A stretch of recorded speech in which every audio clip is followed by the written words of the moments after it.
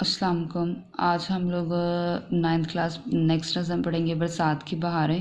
تو اس کی جو ہے وہ ہم لوگ پہلے انٹرو پڑھیں گے۔ نذیر اکبر آبادی، تو ان کی جو پیدائش تھی وہ 1735 ہے اور وفات 1830 ہے۔ نذیر کا اصل نام جو ہے وہ ولی محمد ہے اور آپ دلی میں پیدا ہوئے، مگر چونکہ عمر کا زیادہ حصہ اکبر آباد میں گزارا اس لیے وہ آپ کے اپنے نام کے ساتھ اکبر آبادی لکھتے تھے۔ وہ 12 بھائیوں میں سے صرف نذیر زندہ رہے، تو اس لیے ماں باپ کی آنکھوں کا تارا تھے۔ احمد شاہ ابدالی کے حملے کے بعد وہ اپنی نانی کو ساتھ لے کر آگرہ پہنچے۔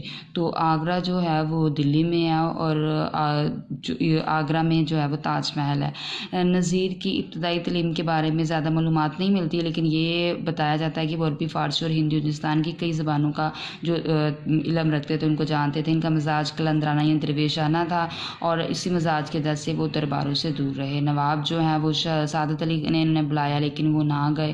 پھر بتایا گیا کہ انہوں نے طویل عمر پائی، لیکن آخری عمر میں فالج کے عارضے یعنی بیماری میں مبتلا ہو گئی۔ اسی عمر میں اسی بیماری کی وجہ سے انتقال ہو گیا۔ پھر بتایا جا رہا ہے کہ نذیر اکبر آبادی نے میر سودا نسخہ آتش انشا جرأت کا زمانہ دیکھا، مگر اپنی آزادانہ طبیعت کے باعث سب سے الگ رہے۔ ان کی شاعری عوامی ہے، انہوں نے اپنے قرب جوار یعنی آس پاس کے ماحول، اپنے عہد، اپنے زمانے کے رسم و رواج اور تعلیم و تربیت کو بڑی عمدگی کے ساتھ اپنی شاعری میں ڈالا۔ انہوں نے شعر و شاعری کے لیے ایسے موضوعات کا انتخاب کیا جس کا تعلق براہ راست عام الناس یعنی عام لوگوں سے ہے اور بالخصوص غریب لوگوں سے۔ ان کی نظموں میں مناظر فطرت، مذہبی تہوار، سماجی رسوم، میلوں ٹھیلوں، جتا کے جانوروں، پھلوں اور سبزیوں کا بھی جگہ بجا جو ہے وہ ذکر ملتا ہے۔